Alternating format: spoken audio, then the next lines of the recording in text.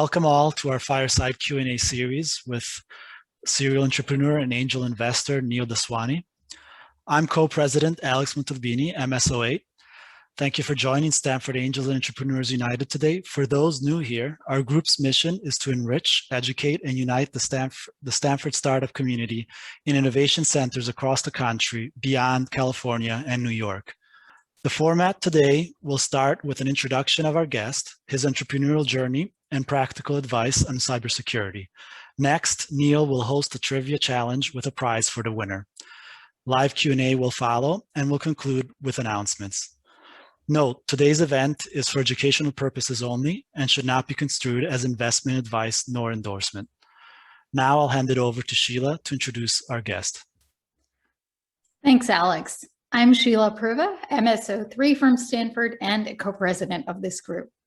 We are excited to welcome Neil Daswani to today's Fireside.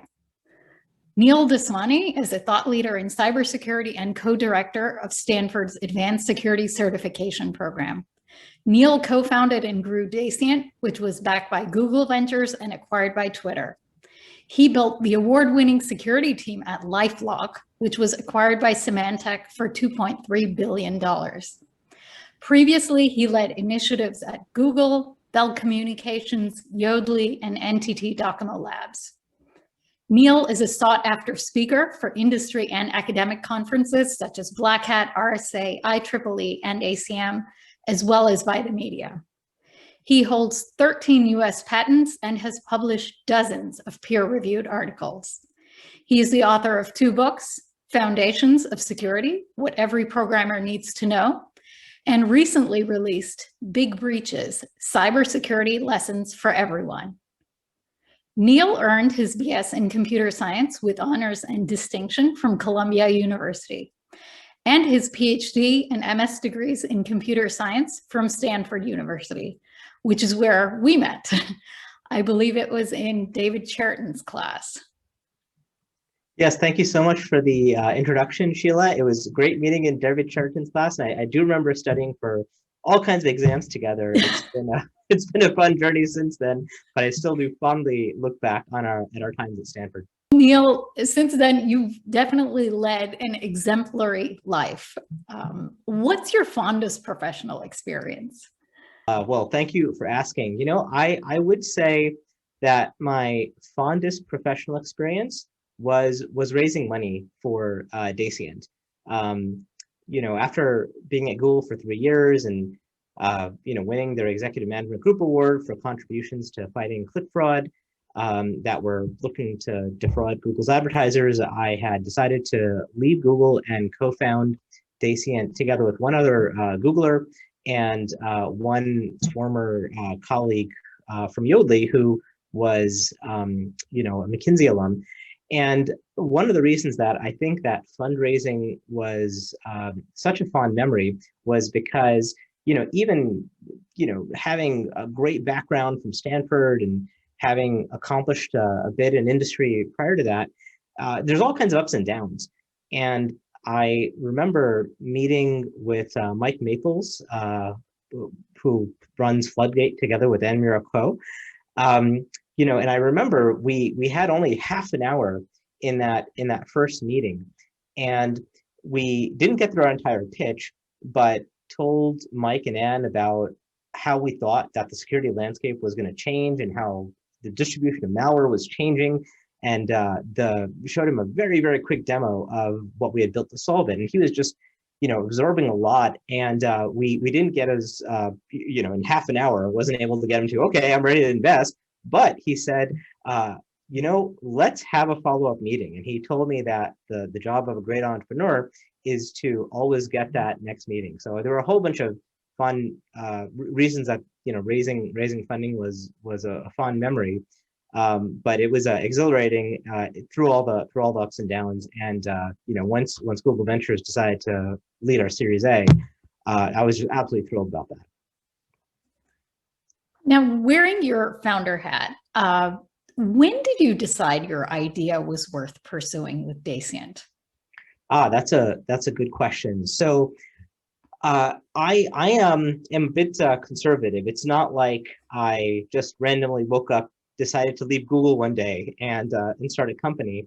In fact, my wife at the time, she would have had her jaw drop if I was just gonna, leave a cushy job at Google and just start thinking about what I was going to do at the time. So instead, the path to start Dacient actually started, I'd say, about a year before my time at Google. I was definitely influenced by the work that I had done at Google, but there were a set of malware-related threats where it wasn't the case that Google was really in the best position to help tons of small and medium businesses that were getting infected with malware and having their websites get listed as with warnings on Google search engine saying, warning, the site may harm your computer. Google had its primary goal. It had to defend its consumers and make sure that, this malware propagation didn't hurt people. They did provide some tools to help out businesses that got affected, but after they had gotten affected. And the journey into Dacient started probably about a year before I actually left Google. I was doing some prototyping together with somebody who was an undergraduate at Stanford at the time. We would spend our Sundays, working on the idea. So we had very clear separation between, when was I doing Google work and when was I, doing other work. So we had done a lot of prototyping because I wanted to make sure that there was solid technical feasibility around being able to solve some of these problems for the small businesses that were being impacted by mostly the cyber criminal community at the time. And we had defined effectively a set of gates, some technology gates and some business gates. And as we saw that we were able to address and surpass those gates and those criterion that we had set for ourselves, I'd say after about 8 months, we had gotten to a point that we thought we had good enough of a prototype to solve the problem, and we had enough validation from some discussions with folks that could be prospective customers. And that's when we decided to start approaching the investment community. So our fundraising, I'd say, started probably at about the time that that we left Google. But there was quite a bit of technical feasibility and a whole bunch of other conversations that we had well before then. Great insight. So what were your biggest lessons from Dacient and LifeLock? What would you do differently? Sure.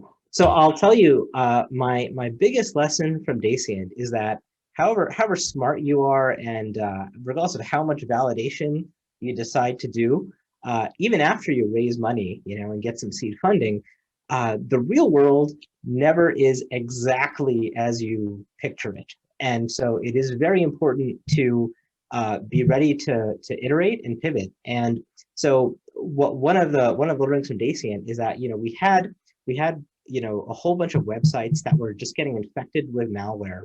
And Google was adding these warnings saying, warning, the site may harm your computer in search engine results, which basically had those businesses have their traffic go to almost zero.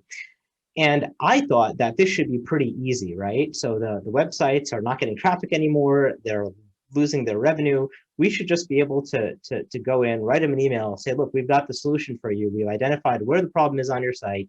We can fix the problem and we can provide you with continuous monitoring so that it doesn't happen again. I thought this should be pretty straightforward, but I learned a lot of surprising things as we went out to the market. I mean, in fact, one of the things that we had done is we had kind of reverse engineered Google's blacklist, if you will, and we often found out when websites were infected before they even knew. So, we had an automated system that would automatically reach out to them by email and tell them, hey, look, it looks like your site's been affected. We can solve this for you. Just, pay us this amount and we'll take care of it. And the reactions were amazing. I mean, some people were thrilled, right? They were like, great, thank you for helping get my site back online really fast. but there was a whole set of other reactions. One of them was, how did you know our site is down? How did you know we got infected? Oh, you're with this company called Dacient and you're funded by Google Ventures, and Google is putting this warning label on our, I mean, people got very suspicious very quick, you know? Yeah, it sounds like ransomware. it almost sounded like that, right? And so what we realized is that even though we had, you know, developed the strongest technical defense, the perception from a business perspective could come out quite different, even though everybody was doing the right thing. Google was doing the right thing to protect consumers. Google also provided them some tools. We reached out to them. We had the solution. We were able to help a whole bunch of folks. There were a whole bunch of very positive tweets, but some folks were just very skeptical. So, you know, what we started doing, we said, you know what, and this really bugged me as a technologist. It really bugged me that what we had to do was delay sending them the emails with the solution for maybe, you know, 48 or 72 hours, so that the websites themselves could get an understanding of what the heck was going on, and then drop them a note saying, hey, actually, you know, we can help. But just giving that amount of time and letting them do a little bit of the research ahead of time, they were able to understand the problem. And it's unfortunate that they were losing website traffic and revenue during the time.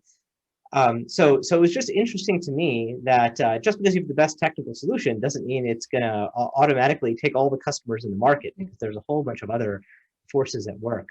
So that was one of my biggest learnings from Dacient. The other thing that we found is that, you know, small and medium businesses, at least at the time back in 2009, were not super ready to pay a lot for security. By comparison, when we would help larger sites with those kinds of problems, and when we would also help advertising networks with the problem, they were just ready to pay much bigger bucks. So we had to pivot the business from, you know, helping all these small, medium businesses, which I was excited about because I saw how Google AdWords, you know, built tons of revenue from small businesses. But we had to pivot it to helping out the larger customers because they were just ready to pay much bigger bucks, and also were just a little bit more sophisticated in understanding the threat. So I saw that those were some of my learnings from Dacient. Early wins. What did you overestimate when starting Dacient that gave you the impetus to keep going when there may have been some setbacks? Well, I think you have to have a vision, and you have to have a belief that you can back with evidence and data. At the time, the way that malware was spreading on the internet was changing. It used to be the case that most people would get infected by attachments from their email and whatnot. But what was happening is that there was a shift where cyber criminals could infect websites and then effectively infect all the users of websites simply when people load the page. And there's a lot of interesting technical explanations behind how that happens with drive-by downloads, and the fact that, you know, browsers can have vulnerabilities, and once attackers can fingerprint what vulnerabilities a particular browser has, they can figure out which piece of shellcode to send down within just milliseconds. There's a lot of interesting technology, but there was that shift, and I knew that the world was going to change with regards to how it fought malware, but didn't know exactly how. And I think that just having that vision about how the world's changing and how you think you can address it, is super important. But I think the other thing to keep in mind is that it is super important to also expect that some of the hypotheses that you have are going to turn out to be false, and that is totally okay. Don't get emotional.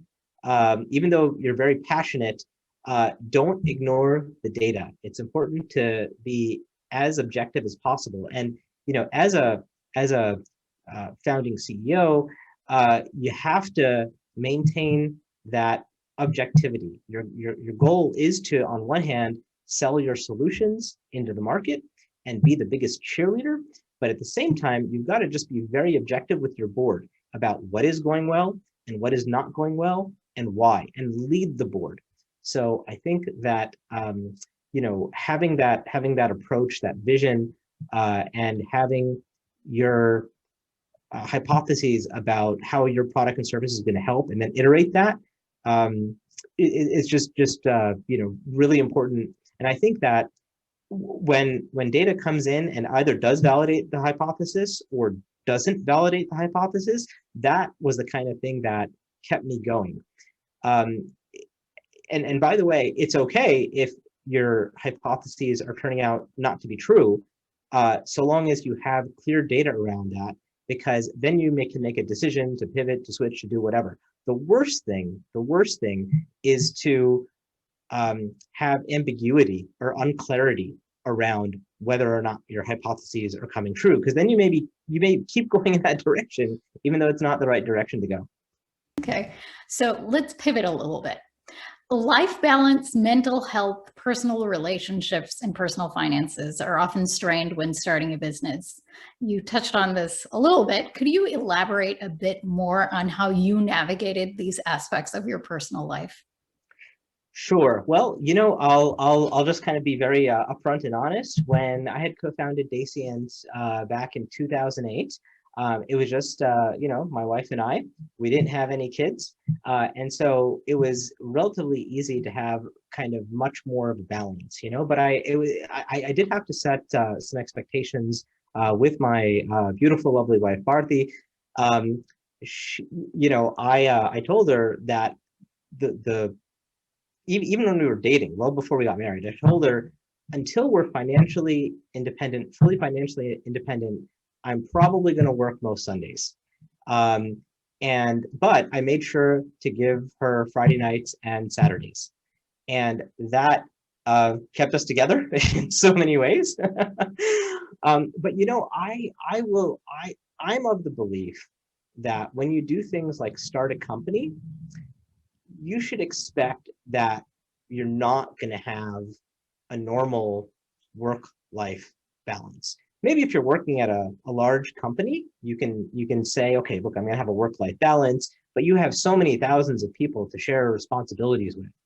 When you're doing a startup, it's a small team, and there's a lot that's dependent upon you and each of the members of that small team. So I'd say, don't fool yourself. You should keep yourself mentally healthy. You should practice mindfulness. I think that investors, for instance, when I spent some time as an executive in residence at Trinity Ventures, they would hold events for their CEOs to help them think about that work-life balance and how to practice mindfulness. And that's great. That's something that didn't exist, I think, at the time that I had started Dacient together with my co-founders. But even today, I would expect that your work-life balance is not going to be the type of work-life balance that you'd have at a larger company. So those are my thoughts as a work-life balance. Now, if I was to start another company again, I'd say that, okay, I'm probably a little bit smarter than I was back then. And that helps. That may help us work smarter as opposed to just working hard and working like mad men and mad women, right? But even today, I think, and by the way, since then I've gathered a lot more data about what percentage of cybersecurity companies are successful versus not, and why, and I think that makes me a bit smarter. So I expect that I'll still have to work pretty darn hard, but I think it's important to just kind of keep these things in mind, because I don't think there's any kind of pure work-life balance that you can have in a pure startup mode. And I mean, even today, I've had conversations with my wife where, if I do start another company, the expectation will be things will not be normal until that company maybe hits its Series B or larger. Now, wearing your cybersecurity hat, as an angel investor and advisor to several VC funds, in what areas of cybersecurity technology do you see most disruption? What will this mean for the large incumbents? Good question. So I'm going to start by talking about a few areas of disruption. One of the areas of disruption is that of remote work. And we all went into pandemic a little bit more than a year ago. So remote working is kind of like nothing new, but at the time when it was March or April 2020, a lot of CEOs told their CISOs, look, we need to switch to remote working immediately because we need to have a productive, available workforce. So a lot of CISOs had to make some tough trade-offs. Many companies have VPNs and can allow for remote work, but those VPNs were they were provisioned to allow, 20% of the workforce to be remote. And then all of a sudden that jumps to 90 or 95%. So most companies did not have enough VPN bandwidth and enough seats, enough licenses to support their entire workforce. In addition to that, and so, if you previously used what's called full tunneling, where all of the traffic that comes from the VPN gets piped through all of the enterprise defenses that have been invested in over decades, that may be okay. But the second that you go to 90 or 95% of people working remotely, a lot of companies had to switch to split tunneling, where some of the traffic that's now coming from the corporate devices will get tunneled through all the enterprise security defenses, but much of it, including potentially web browsing, where you could get infected, did not. And even today, it's more than a year later, I think that most organizations probably don't have a security posture that's as strong as it was a year to a year and a half ago. And by the way, even for the companies with strong security postures, there are still tons of breaches taking place. So I think that cybersecurity has been one of the losers when it comes to aftermath of the pandemic. And I do think that I think that all the way up to the board level, people need to be asking the question, what do we lose in our security posture? And how do we get back to a better state? So I'd say that remote work is definitely one of the trends. And there's a bunch of startups that have been focusing on leveraging zero trust trends and whatnot to get to a better state around that. But I mean, it takes companies years to successfully do zero trust exactly right. So that's one trend. There's a few others I can chat about as well. So how do you get companies to acknowledge the threat of cyber attacks? Carrots or sticks? So I think that is a good question. I think you need to use both. By the way, if a company doesn't have a strong cybersecurity posture, they will get hit by sticks from either organized cyber criminals or foreign nation states. That stick will happen to them. The real question is whether or not they realize it. And there's this saying, right? There's two kinds of organizations: those that have been breached and those that don't know yet. So there's definitely going to be sticks there. The real question is, how do you get organizations to invest more proactively before they get hit by a big attack or before they get hit by a big regulatory action? And I think that there have been a whole bunch of sticks that regulators have imposed. Facebook was fined $5 billion in 2019, largest regulatory fine for privacy ever. Facebook has made a lot of advancements. That said, generally, if we look at the macro landscape, there's still tons of companies regularly getting breached. So the fact that there have been regulatory fines, even though more boards have been paying attention, one might hypothesize that all the regulation still has not been working. So the sticks have had a limited effect. The question is, what kind of carrots can be put in place for good cybersecurity? Part of me feels like the government should, create a tax credit for investments that companies make in their cybersecurity postures. That is an example of a carrot which I don't think has been tried yet. I really hope that. I listened to the SolarWinds hearing that happened a few months ago. There was no talk of anything like that. There was a lot of talk about typically, old ideas. I think internally within a company also, there is a set of software vulnerabilities that result in compromises and breaches. And so I think that if you can encourage developers for having vulnerability-free or bug-free code, give them, some bonus at the end of the year or something like that, or further bonus, have part of their bonus be dependent upon, did they have any security bugs in their code that resulted that the security team detected, or that were, God forbid, exploited or leveraged, right?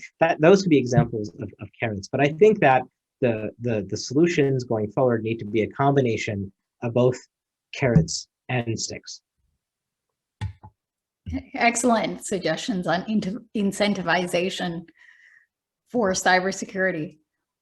The recent Colonial Pipeline incident, pay the ransom or not?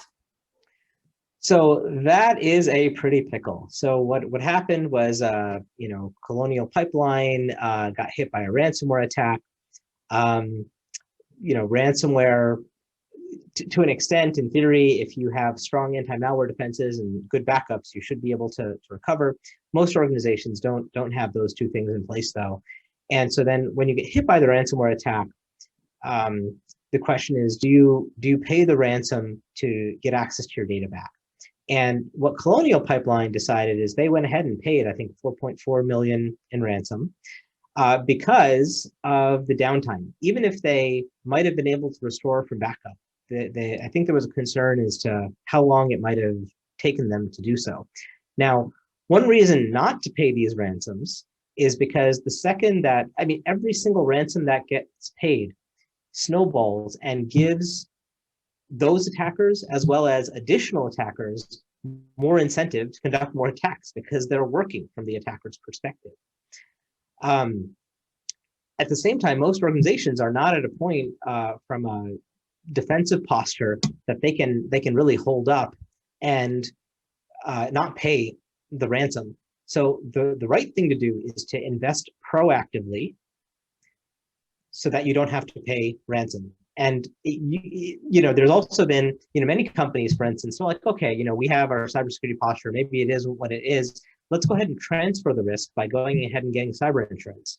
Well, as I understand it, AXA Advisors is a company that offered cybersecurity insurance.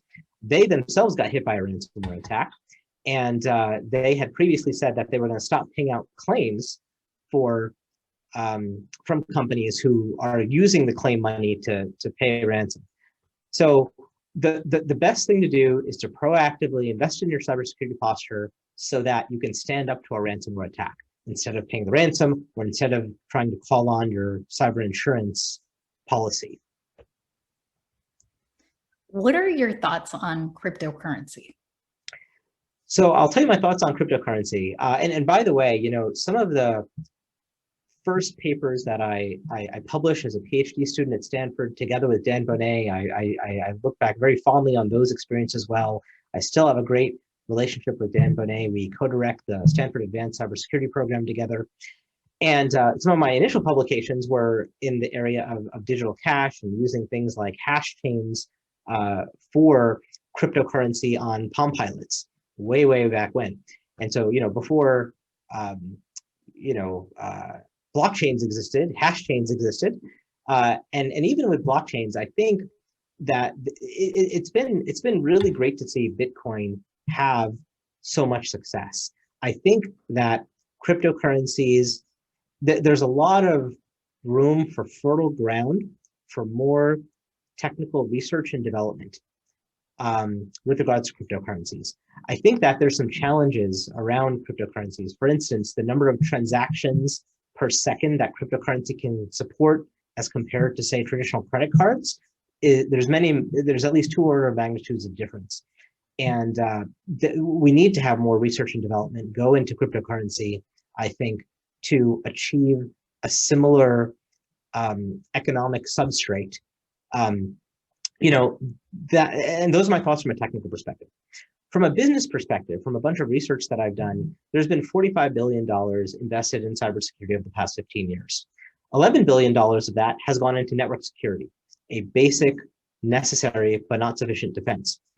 Comparatively, $10 billion has gone into cryptocurrency and blockchain, with, I think, much less to show than, say, some of the network security defenses or some of the other defenses, cloud security defenses, whatnot.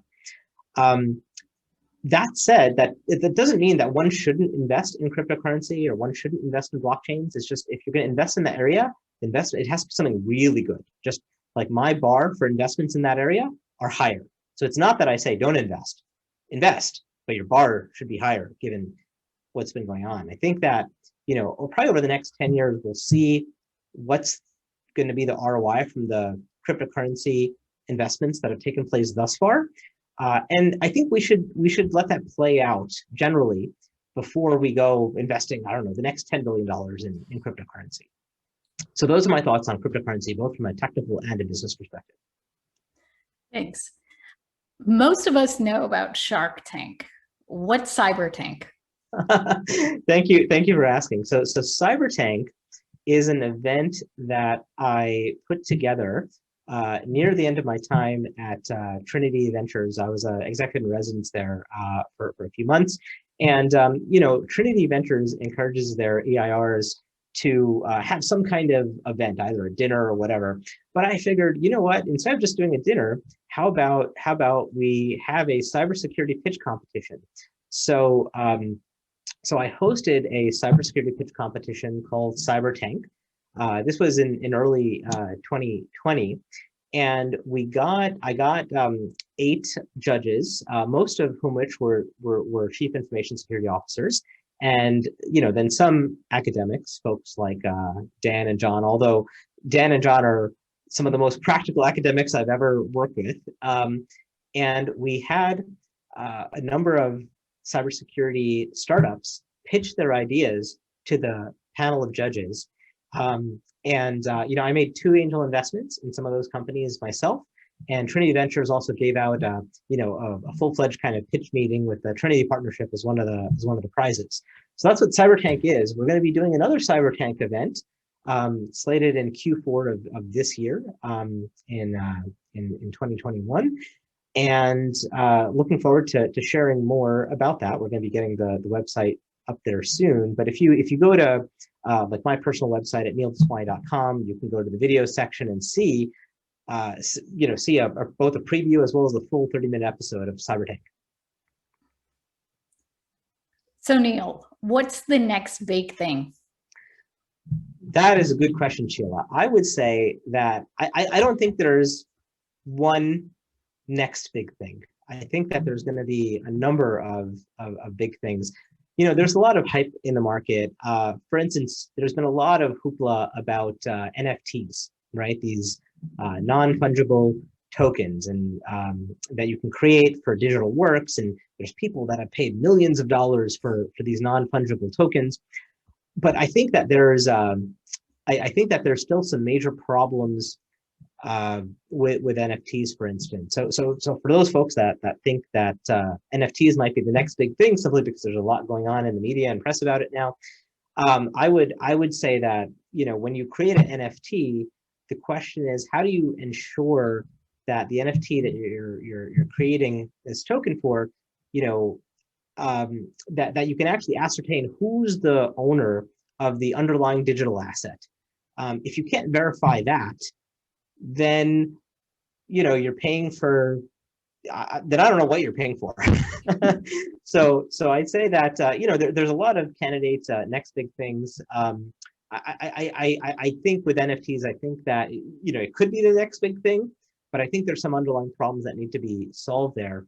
Rather, I think there are some more conservative next big things. I do think that the shift to zero trust is and will continue to be a next big thing. Zero trust is an approach to perimeter-less security. So the idea is that most companies traditionally used to create a perimeter around all of their machines and their employees. And the idea is that if you're on the inside of the perimeter, you can be trusted. And if you're outside the perimeter, you can't be trusted. And maybe there's some authentication before you go from being untrusted to trusted. But I think that back in 2008, 2009, or maybe even a bit earlier, whether it was Google Beyond Corp or whether it was Forrester Research, basically there's a new approach to security where you say, look, even if something has been authenticated once, even if you're a legitimate employee, that doesn't mean you and or your machine should be trusted. Instead of, say, having a virtual private network where you authenticate once and then let somebody in and then assume within that VPN anything can talk to anything else and anything can be trusted, what we've seen time and time over again in a whole bunch of big breaches, many of which I cover in my book, there's always infected employees, there's always machines that are compromised, and they are on the inside. So just because they can authenticate doesn't mean that they can be trusted. Rather, the approach of zero trust is one where you authenticate the user's identity, you authenticate the user's device, whether it be a corporate laptop or something else, using some strong attestations based on crypto and continuous monitoring of a device's compliance and security posture, and not only authenticate it every time that they want to, say, connect to a resource, but you continuously run all those security checks. And the idea there is that you don't it's one of zero trust, but always verify. And I think zero trust is a trend where it is a next big thing where if enough organizations adopt it, we can get to a better state for cybersecurity. If you look at what Google has done with Beyond Corp, the approach is take all of your internal applications, fully publish all their DNS entries. You could in theory, let anybody attempt to authenticate and get to those internal applications. But if they can't pass the identity verification test, if they can't pass the device attestation test, if they can't continuously do that as they're logged in, you kick them out. And so I think zero trust is a next big thing. It's a bit more conservative than things like NFTs.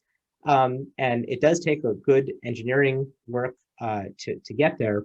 But I think that if we have more organizations shift to that kind of posture, we can get to a better state of cybersecurity.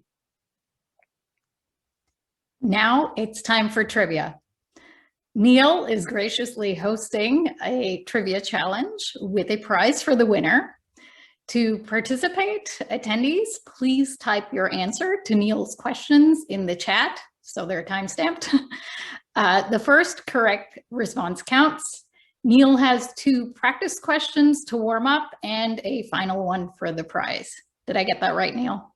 Okay, yeah, that sounds good. Okay, so the first practice question, actually, I'm okay with giving out 3 books to all 3 answers. So the first question is, what has been the largest data breach in the history of the internet as measured by the number of accounts exposed to the breach? I see Greg responded Target. That is not correct. I see Matt responded Experian. That is not correct. I see Richard responded Facebook. That is not correct. The correct answer comes from Joseph, who said Yahoo.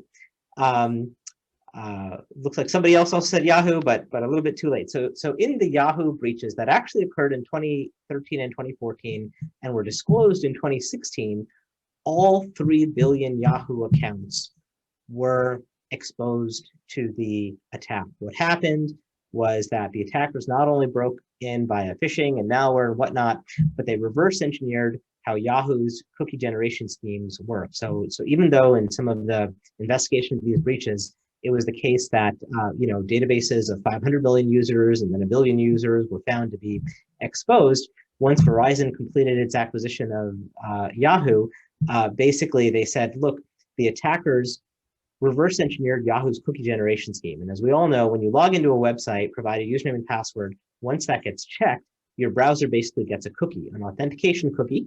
There's many other kinds of cookies, but it gets an authentication cookie, and that's that cookie that goes back and forth that authenticates you.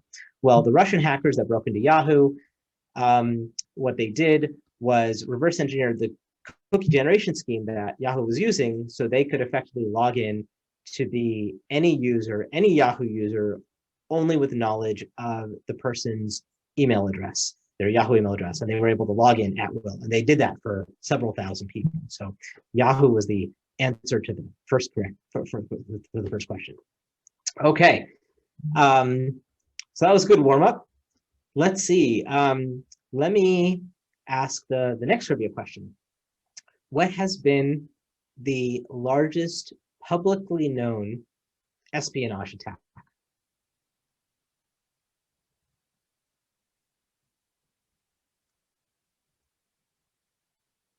let's see. I see Iran, hacking of the CIA, 2016 election, all wrong. Sony, nope, nope. Hint, it happened recently in December 2020.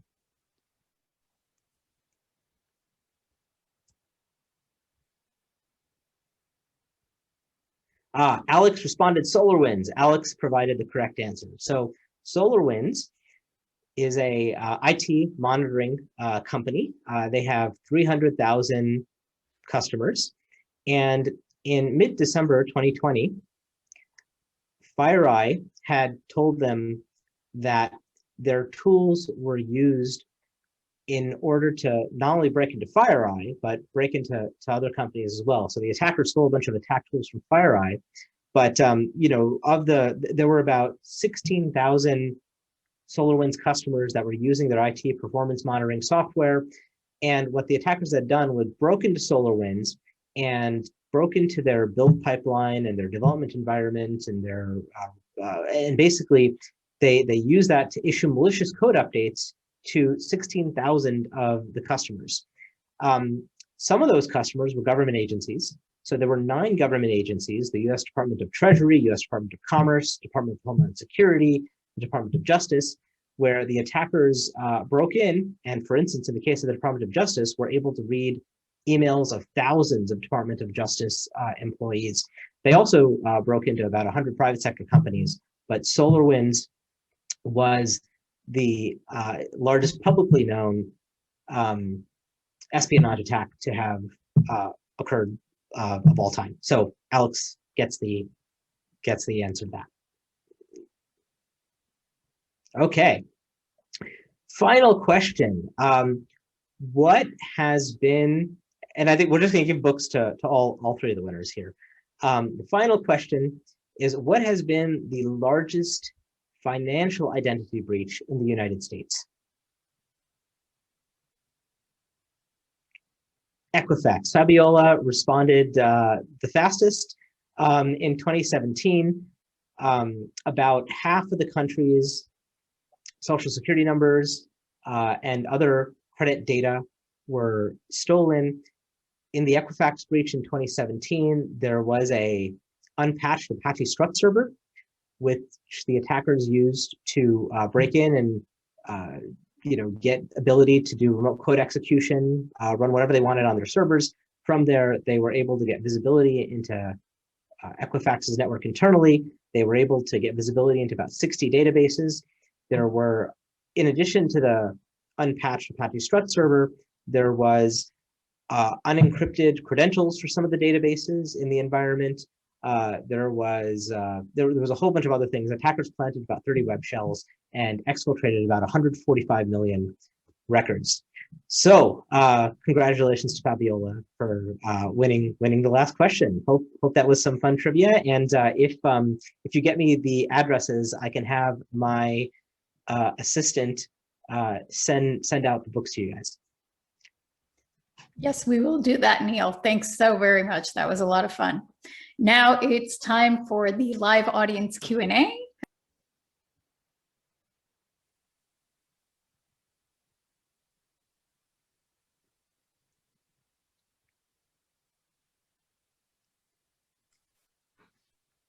Hey, Neil, Alan here.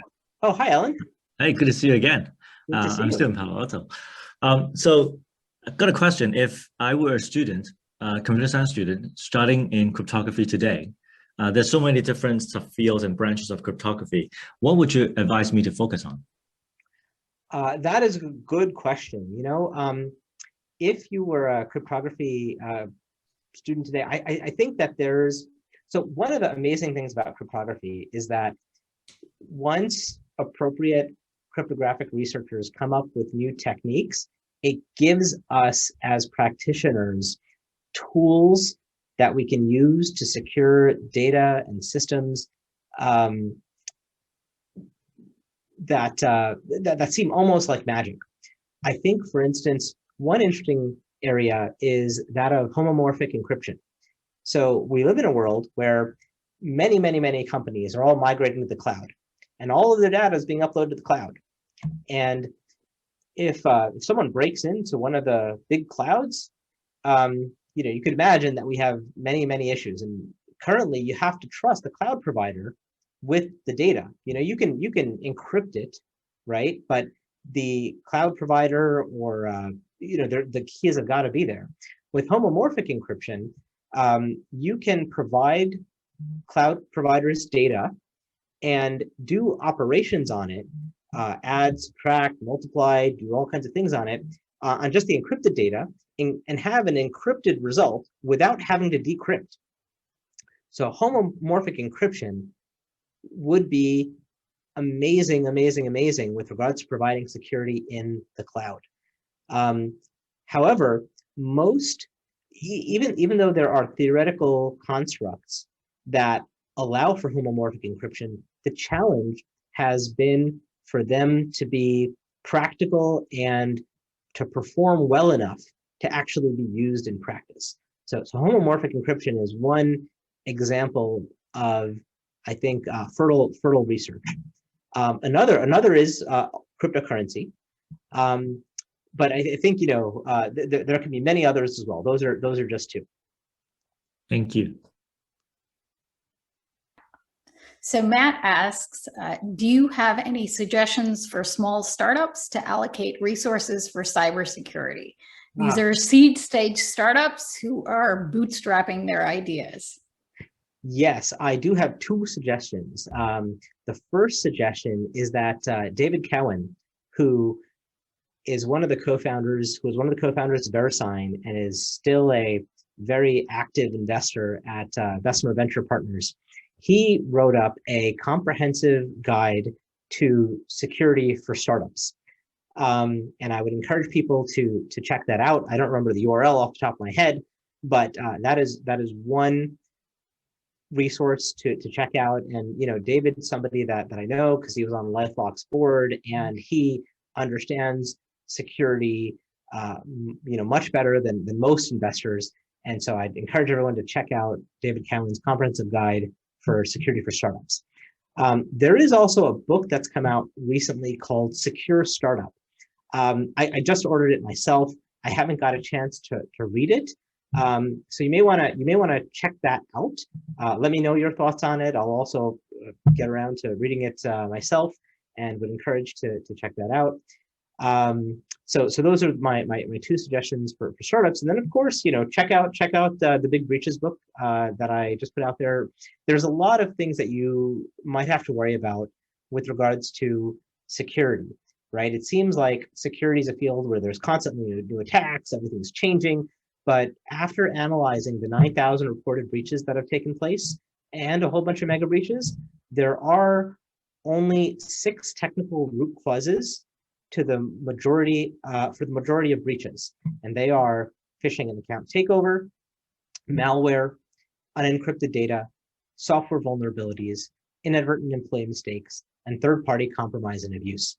If you put in countermeasures to address those 6 things at your startup, you will have defended your organization and your startup against the things that have tripped up the overwhelming majority of organizations that have gone breach.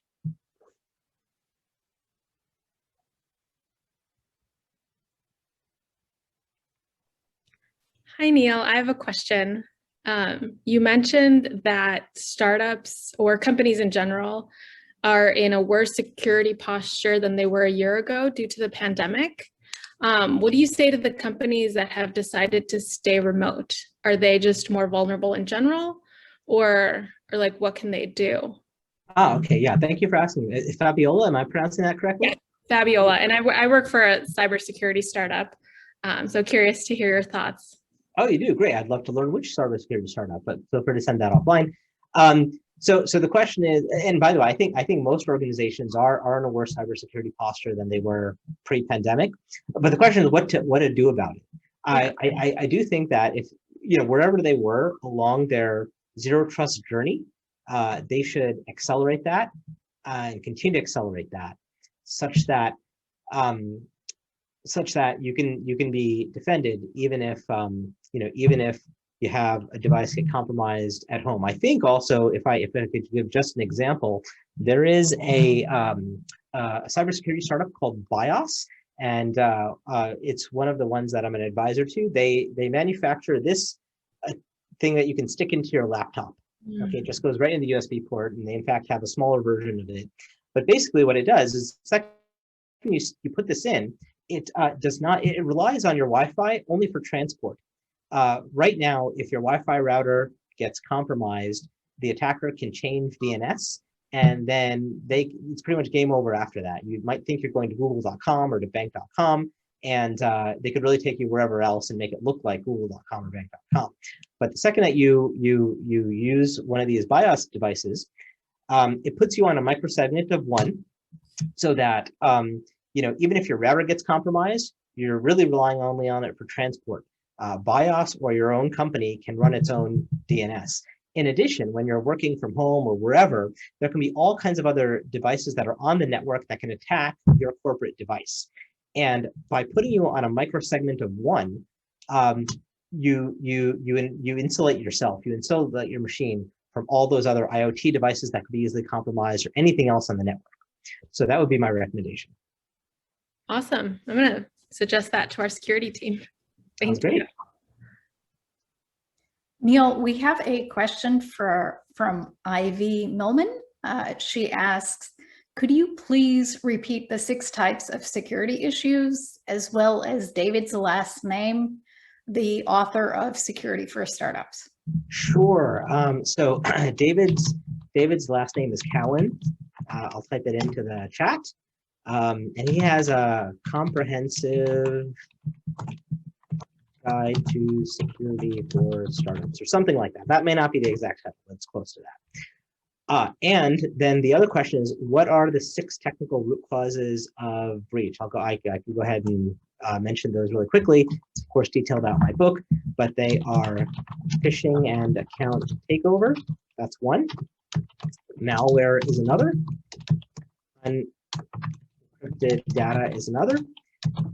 Third-party compromise and abuse is another. Inadvertent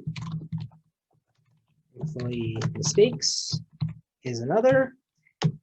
And 1, 2, 3, 4, 5. What is the remaining one? Oh, phishing, malware.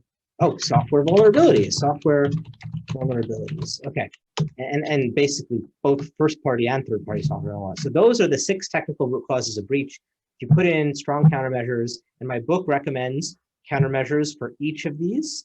So for instance, for phishing, if you start using hardware security keys, either the ones that are already embedded in your phones or YubiKeys, and start using that for authentication instead of traditional 2-factor, basically you'll never experience a phishing attack. After Google put YubiKeys and hardware security keys in place starting in 2017, they have not had one successful phishing attack over the past 4 years, even though they are regularly targeted by some of the biggest nation states on the planet. So, in addition to that recommendation, there's recommendations for countermeasures for each of these 6 root causes of breach in my Big Breaches book. Yeah, and just to echo, Neil's book does an excellent job of putting everything in plain English, so you can actually act upon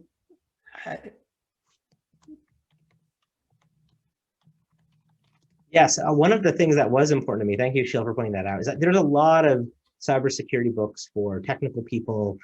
There's a lot of technical cybersecurity topics out there. My first book was, in fact, one of those books that focused on software vulnerabilities and fighting malware and such things. But over the years, I came to realize that, especially working more with executives and CEOs and whatnot, explaining things in English is just super, super important. If people don't understand it, if people don't get it, they're not going to be able to take action. So hence, when my co-author, Moody El-Bayadi, and I wrote Big Breaches, Cybersecurity Lessons for Everyone, we wrote it as much as we could in plain English so that, average everyday employees, even if they're not security professionals, can take the recommendations and do something about it. In fact, there's one chapter also on advice to consumers on what they need to do to protect themselves from the root causes of breach. So I hope that the book helps folks out. In fact, if you go to bigbreaches.com, you can get the first chapter for free, and it has those root causes listed. Well, thanks very much, Neil. A final question for you. What's your ask from the audience? What is my ask for the audience? Well, if you know of any good cybersecurity startups, please let me know about them. Please consider applying for CyberTank. Would love to see you there. So we'll have the website up soon. Once it is up, I'll send the link over, and that would be my one ask. And if you know of any interesting cybersecurity startups that you think I should know about, please feel free to send the info my way. I'll leave my address here, my email address here also. I'm on the lookout for great cybersecurity startups because I think cybersecurity startups can be much more agile than maybe some of the larger companies, and we have a lot of work to do to get to better cybersecurity postures and get to a better state of the world when it comes to cybersecurity. Thanks very much, Neil, for joining our community today to share your journey and experience. You've really inspired us. Wonderful. I'm glad I could do that, Sheila. Thank you so much for having me. It was absolutely great reconnecting after so many years. Thank you for inviting me, and I look forward to continue to staying in touch and helping out however I can. Thanks. I'll hand it to co-president Alex for announcements now. All right. Well, thank you, Neil, for joining us today and helping us navigate challenges in cybersecurity and entrepreneurship. And thank you to our audience for your participation.